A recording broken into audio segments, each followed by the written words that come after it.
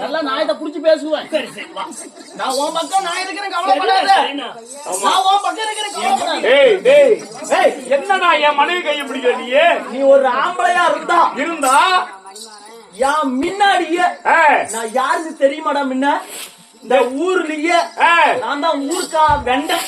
ஓஹோ, நீதான் ஊரு கவுண்டர். ஊரு கவுண்டர் முன்னாடியே சரி ஒரு பொட்ட புள்ளைய பாப்பா நீ கவலைப்படாத. முன்னாடியே இந்த புள்ளைய இந்த அடி அடிக்கிறிய கட்டின பொண்டாட்டியா இருந்தாலும் சரி, உன் வீட்டுக்குள்ளார 4 செவத்துக்குள்ளார கூட்டிட்டு போய் குமிய வச்சு அடி, நிமர வச்சு அடி, சாட்சி வச்சுட்டு கூடிய அடி, எப்படி வேணாலும் அடிக்கலாம். நான் கேட்க மாட்டேன். சரி, எப்ப இந்த ஊருக்கா வெண்டைக்கு முன்னாடி இந்த புள்ளைய அடிச்சு விட்டியோ நான் ஒண்ணு கவலைப்படாது. முகரையில முளைச்சது வரைஞ்ச மீச உண்மையா இருந்தா என் கண்ணு முன்னாடி ஒரு அடி அடிச்சு வர்றோம். என்னடா பண்ணுதா? அடிச்சு வர்றோம்.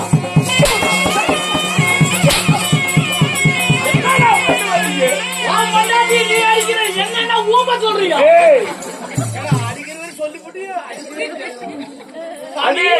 பான்மதி என்ன சொல்ற? நாட்டிலே அசனாபுரத்தில் நமக்கு எந்த ஒரு குறையும் கிடையாது. இல்லை, பாண்டவர் சொன்னீங்க, பாண்டவர் வளர்த்து எழுப்பிட்டீங்க. ஆமா, பேருப்பட்ட நாட்டை 56 தேசத்துக்கு ஒரே சக்கரவர்த்தி நீங்க தான். சீரும் சிறப்பாக ஆண்டு வரீங்க. நமக்கு ஏதாவது குறையின்றி இருக்கிறதா? இல்லை, ஒரு குறையும் கிடையாது. ஒரு குறையும் இல்லாத போது நம்ம பாண்டவர் ஏன் பார்க்க வேண்டும்? என் மாமாவாகிய தகிரத்தை கேட்டா பாண்டவர் செத்துட்டாங்கன்னு சொல்றாரு. சரி, என் தாத்தாவாகி வீசரை கூப்பிட்டு பாண்டவர் கர்மாதி செய்தார் தாத்தான்னு சொன்னா பாண்டவர் உயிரோடு இருக்கான்னு சொல்றாரு. நான் எதை நண்பது? எங்க தாத்தா சொல்றது நம்ப முடியல, மாமா சொல்றது நம்ப முடியல. அதனால நான் நேர்முறையாக சென்று 1வது 12வது வரைக்கும் தேடுறேன். பாண்டவர் செத்து இருந்தா கர்மாதி காரியம் பண்ணலாம், உயிரோடு இருந்தா இன்னும் 12 காரக மாட்டேங்கிறேன்.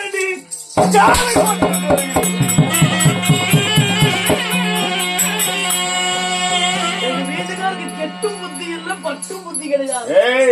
இல்லைங்க, என்னடி அந்த மாதிரி பார்க்க போறீங்க. ஒருவேளை பொல்லாத பீமமாமு பார்த்து அந்த வனத்துல உங்களை திண்டால் அடுத்து விட்டால் என்ன செய்வது?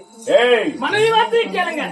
சீதையை ராவணன் சரி எடுத்து போனான். சரி, விபூஷணன் சொன்னா நல்வார்த்தைக்கு சொல்ல புத்திமதி கேளாம போய் ராவணன் அன்னைக்கு அழிஞ்சு போயிட்டான். ஆமா, அது மாதிரி மனைவி சொல்ல கேட்ட மந்திர சொல்லாமங்க மனைவி வார்த்தை கேட்டு போங்க. அப்ப நான் அழிஞ்சு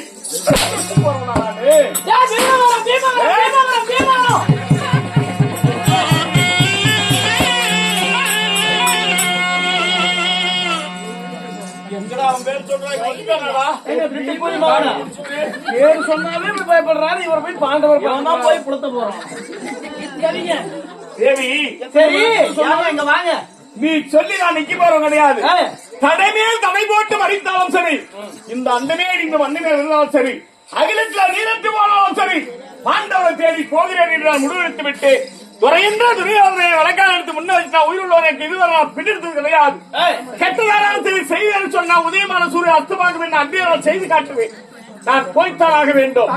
எனக்கு 3 நாள் பிடிவாதங்களும் என்ன நீ சொல்லி நான் கேட்டேன்.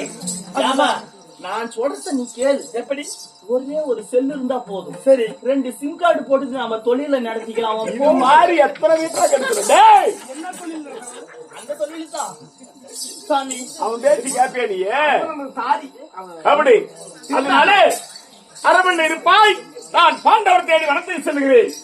இன்னொரு முக்கியமான துரியனுடைய ராஜா கட்டளை என்ன தெரியுமா? நம்ம அஷ்டாபுரத்து வீதியில 6664 வீதி அஷ்டாபுரம் இருக்கு இல்லையா? இந்த அஷ்டாபுரத்தை நாடு யாராவது பிச்சை என்று சொல்லி பிச்சைக்கார ஆயக்கார சோக தங்கவான் சொல்லக்கூடிய யாராவது பிச்சை என்று வந்தால் ஜன்னல் அப்படியே பச்சையா போடக்கூடாது. அடுப்பு எரிய விட்டு ஓட்டை எடுத்து அடுப்புல வைத்து ஜன்னல் அதிரை கொட்டி முதிர தீய வறுத்து தாண்டி ஜன்னல் கொடுக்கணும். ஆமா, கருகு மரத்தம் எப்படிங்க முளைக்கும்? அது முளைக்கவே கூடாது. எங்க வீட்டுக்கு கெட்ட புத்தி பாத்தீங்களா? சரிங்க. அதனால இந்த துரியனுடைய ராஜ கட்டளை அப்படிதான் நீ செய்யணும். அப்படியா? நான் பாண்டவர் தேடி வனத்தை செல்கிறேன். போயிட்டு வாங்க. ஆகட்டும். வந்துருக்காரு என் தேவி இருக்கிற அசாபுரத்தை வீரர் யார் வந்தாலும் சரி ஜன்னலை வருதுதான் போகணும்னு சொல்லிட்டேன். சரிங்க. 56 தேசத்துக்கு பரிசாட்டணும். அப்படிங்களா? என்ன தெரியுமா? துரியனுடைய ராஜ கட்டளை. இந்த 56 தேசத்துல யாராலும் சரி பிச்சைக்கு வந்தா சென்னலை அப்படியே தாண்டி நவதானியத்தை அப்படியே கொடுக்க கூடாது. முதல தீய வருதுதான் கொடுக்கணும்.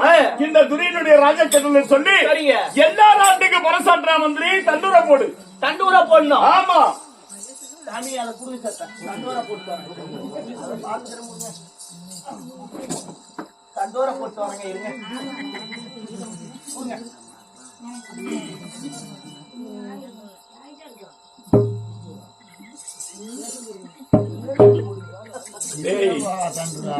ஆமா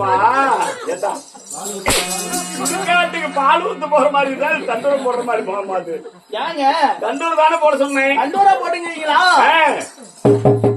அப்படி ராஜாதி ராஜர் ராஜமன்னா கண்டர் குண்டர் அவருடைய கட்டளை என்னவென்றால் உங்க வீட்டுக்கு அரிதேசி பரிதேசி யாரு வந்தாலும் சரி ஆக்கண சோத்தா வீட்டுல வச்சுக்கிட்டு பச்சை தண்ணிய கொண்டு வெளியே ஊத்தி அதுக்கு முன்னாடி நீங்க படுத்துக்கிட்டு யாருக்கு எதையும் கொடுக்காதீங்க சாமியோ. ஏண்டா நான் என்ன சொன்ன எப்படி அடிச்சிட்டு இருக்கிற? நீங்க எப்படி சொன்னீங்க? ஏண்டா அஷ்டாபுரத்தை வேண்டும் அறவை கொடி துரிய மன்னன் போடக்கூடிய சட்ட மந்திரி 56 தேசத்துல யாராவது பிரச்சனை வந்தா என்ன பச்சை ஜன்னல் அப்படியே நவதானியத்தை போடக்கூடாது. சரிங்க. முதிரை வருது தீய வருதுதான் போடணும்னு சொல்லி தண்டூர போடுறான்னா இல்ல. ஓ அப்படி சொல்லுங்க. இப்ப பாருங்க சொல்றேன் கேளுங்கள் பொதுமக்களே.